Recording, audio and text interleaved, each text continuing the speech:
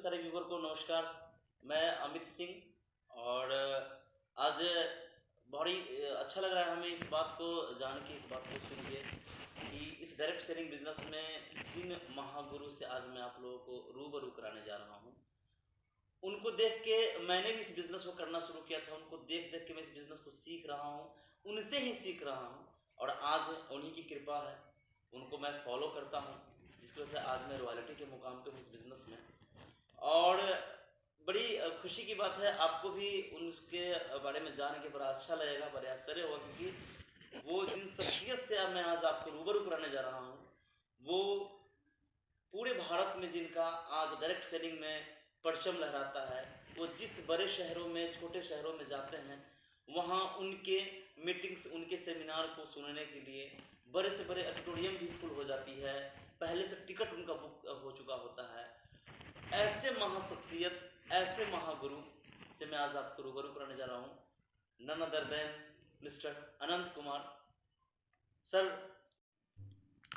इस इंडस्ट्री को मैं 16 साल से जी रहा हूँ। जी जी सर, बहुत अच्छा सर। मैंने भी रिसर्च किया, चूँकि आप मेरे गुरुदेव भी हैं, मैं काफ़ी रिसर्च कर रहा हूँ सर। आपने भी बताया हमारे व्यूवर को कि ट्रेडिशनल बिजनेस में और डायरेक्ट सेलिंग बिजनेस में, जो अगर डायरेक्ट सेलिंग बिजनेस में किसी को कामयाब होना है तो इसमें सीखना बहुत ज़रूरी है। तो सर एक बात बताइए, डायरेक्ट सेलिंग बिजनेस और ट्रेडिशनल बिजनेस में सर अंतर क्या है? ये डायरेक्ट सेलिंग बिजनेस और ट्रेडिशनल बिजनेस में बहुत ज़्यादा अंतर है। बिल्कुल दोनों सिक्के का दो पहलू है।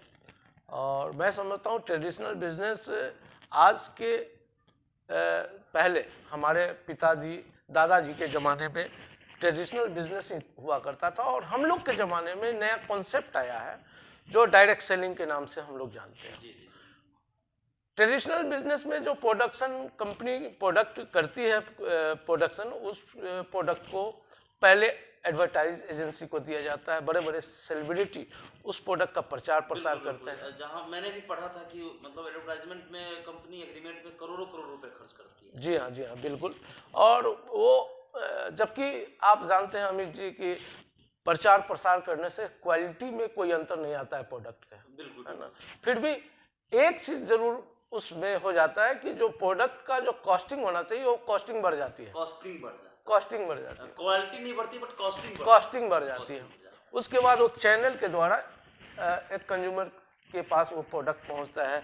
जैसे अगर बिहार में हम लोग हैं तो बिहार में कोई एजेंसी लेगा उस प्रोडक्ट का, फिर लोकल टाउन में कोई जिला स्तर पर एजेंसी ले लेता, होलसेलर होता है, रिटेलर होता है। एक चैनल के माध्यम से वो प्रोडक्ट कंज्यूमर तक पहुंचता है। वो प्रोडक्ट पहुंचते पहुंचते में कीमत डबल हो जाती है और कंज्यूमर को डबल कीमत अदा करना पड़ता है। जबकि डायरेक्ट सेलिंग में वो प्रोडक्ट मैन्युफैक्चरिंग प्लांट में तैयार होती है, डायरेक्ट कंज्यूमर के पास वो प्रोडक्ट आता है। बीच का जो बिचौलिए का जो एडवर्टाइजिंग का जो पैसा होता है वो कंपनी के पास बच जाती है, और उसी पैसे को आम जनता में जो कंज्यूमर है, वो जो इसका खुद एडवर्टाइज करता है, खुद डिस्ट्रीब्यूशन करता है, खुद रिटेलिंग करता है, खुद कंज्यूम करता है, उन लोगों में ये पैसा को वितरित कर दिया है। बिल्कुल। मतलब सर आपने ये एक लाइन में बताया कि किसी प्रोडक्शन को बनाने में, अगर किसी प्रोडक्ट को बनाने में कंपनी का अगर 10 रुपये का खर्च है तो एमआरपी के नाम पे पहुंचते पहुंचते कस्टमर तक 20 रुपये का हो जाता है। और डायरेक्ट सेलिंग में डायरेक्ट मिलने की वजह से अच्छा मिलता है, और कस्टमर को वो पैसे जो कई बार तो डुप्लीकेशन भी हो जाता है। हाँ बिल्कुल सर, बिल्कुल सही।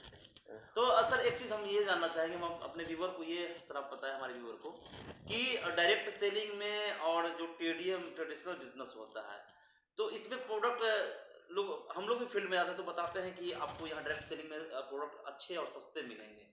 तो सर जैसे एक आध कोई आपके पास उदाहरण हो तो बता दें हमारे व्यूवर को कि कैसे इस चीज़ को रियली में ये होता भी है या सिर्फ हम लोग बोलते ही हैं। तो जैसा सर अभी आप आ रहे थे तो मैंने देखा था आपको कि जिस समय आप रेडी हो रहे थे तो आप कहे कि थोड़ा सा हमारे कुछ प्रॉब्लम चल रहा है, तो आपने कुछ ऐसे पेन करके कुछ लगा रहे थे। तो सर वो चीज़ अपने सिस्टम में डायरेक्ट सेलिंग में मिलती है, तो सर उसके बारे में थोड़ा बताएं कि कैसे प्रोडक्ट जो है वो डायरेक्ट सेलिंग का प्रोडक्ट सस्ता कैसे होता है और बाहर के मार्केट का प्रोडक्ट थोड़ा महंगा कैसे होता है? बिल्कुल सही और वाजिब क्वेश्चन आपने किया है।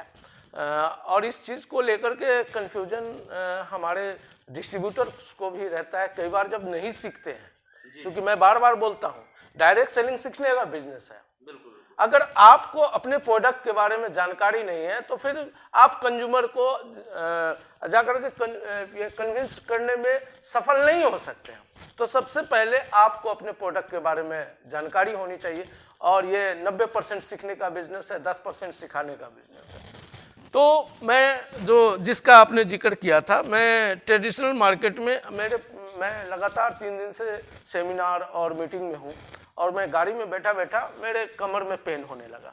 तो मैं पेन होने लगा तो बाज़ार से जब मैंने एक प्रोडक्ट मंगवाया, पेन रिमूवर, जो मांसपेशियों में दर्द हो जाती है या जोड़े में दर्द हो जाती है, तो मैंने एक प्रोडक्ट को मंगाया, और ये प्रोडक्ट हमारे हाथ में है, और ये 15 ग्राम का ये प्रोडक्ट है जो बाज़ार से दर्द को रिमूव करने के लिए ये मंगाया मैंने। 15 ग्राम का ये प्रोडक्ट है ट्रेडिशनल मार्केट का, और इसका रेट इस पर लिखा हुआ है, इस पर रेट लिखा हुआ है 66 रुपये। 66 रुपये 15 ग्राम मार्केट का जो रिमूव मतलब पेन किलर ये है, पेन रिमूवर, वो 66 रुपये। जबकि मैंने कहा कि हम जो डायरेक्ट सेलिंग करते हैं उसमें भी ये प्रोडक्ट आते हैं। हमारे यहाँ आता है पेन गो करके, तो हमारे यहाँ जो आता है वो 30 ग्राम में आता है। 30 ग्राम में आता है, और इसका रेट है 66 के बदले 62।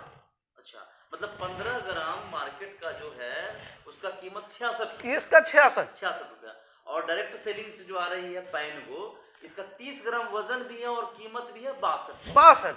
मतलब वजन भी ज्यादा और दाम भी कम। 15 ग्राम के बदले ये 30 ग्राम, और ये 66 और ये 62, 4 रुपया कम में मिला, 15 ग्राम ज्यादा मिल गया, तो आधा दर्द तो हमारे कंज्यूमर का ऐसे ही कम हो गया। बिल्कुल बिल्कुल सही सर। उसके बाद अगर इसको हम लगाते हैं तो हम इसलिए इसको कहते हैं लगाने के लिए, ये प्रचार प्रसार के माध्यम से आता है और रेट भी ज्यादा है, और मैं आपका पड़ोसी हूँ, इसको मैंने कंज्यूम किया है, इसको मैंने लगाया है, हमको विश्वास है कि ये काम करता है।